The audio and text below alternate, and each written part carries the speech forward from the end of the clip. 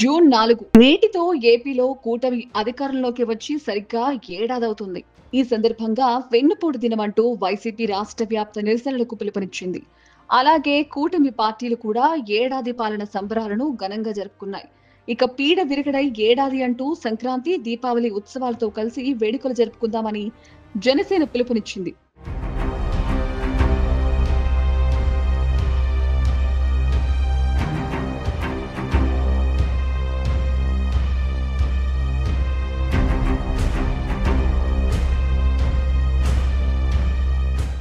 ఇటు జనసేన నిర్వహించిన పీడ విరగడై ఏడాది కార్యక్రమం రాష్ట్ర వ్యాప్తంగా ఘనంగా జరిగింది. పార్టీ పిలుపు మేరకు ప్రతి నియోజకవర్గంలో పీడ విరగడై ఏడాది, సుపరిపాలన మొదలై ఏడాది అంటూ కార్యకర్తలు సంబరాలు చేసుకున్నారు.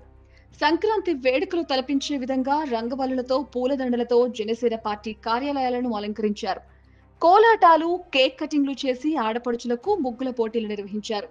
విజేతలకు బహుమతులు అందజేశారు.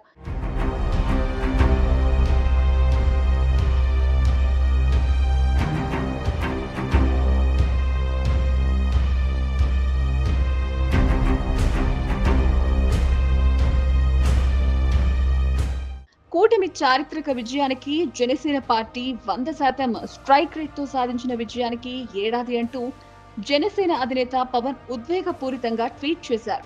అటు కేంద్రంలో నరేంద్ర మోదీ సర్కార్ విజయాలను గుర్తు చేస్తూనే ప్రధాని అడుగుజాడల్లో రాష్ట్ర అభివృద్ధికి కృషి చేస్తున్నట్లు పవన్ తెలిపారు. ఈ సందర్భంగా మంత్రి నారా లోకేష్ కూడా రాష్ట్ర ప్రజలకు శుభాకాంక్షలు తెలిపారు.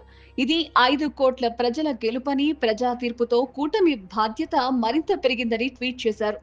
పసుపు సైనికుల పోరాటాలు, జన సైనికుల ఉద్యమాలు, కమలనాథుల మద్దతుతో రాష్ట్రం గెలిచిన రోజు అంటూ సీఎం చంద్రబాబు కూటమి శ్రేణులకు అభినందనలు తెలిపారు.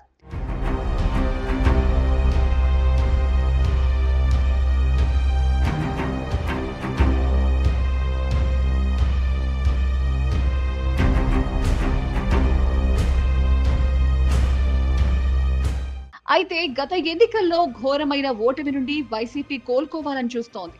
అందుకోసం ఎన్నో ప్రయత్నాలు చేస్తోంది. కూటమిచ్చిన హామీలు అమలు చేయలేదంటూ రాష్ట్రంలో ఉన్న సమస్యలను వేలెత్తి చూపిస్తోంది. ఏడాది పాలనలో అంతా శూన్యమే అనేలా నిరసనలు చేయమని తమ కార్యకర్తలకు పిలుపునిచ్చింది. అయితే గత 5 ఏళ్లలో వైసీపీ పాలన నచ్చకనే కదా ప్రజలు ఇప్పుడు కూటమికి అధికారం ఇచ్చింది.